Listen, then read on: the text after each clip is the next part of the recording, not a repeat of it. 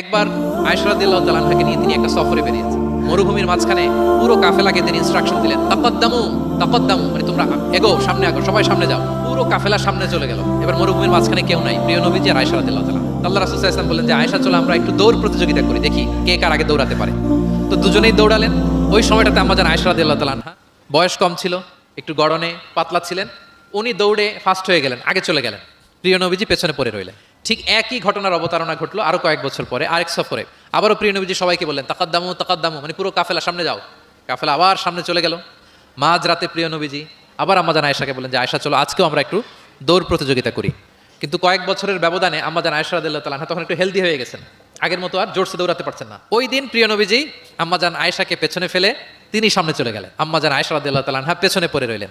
তো প্রিয় নবীজি আয়েশা রাদিয়াল্লাহু তাআলা আনহাকে বলেন, ইয়া আয়েশা হাযিহি বিতিলকা সাবকা, ওই যে বছর কয়েক আগে তুমি আমাকে হারাই দিছিলে, আজকে তোমাকে হারাই দিলাম।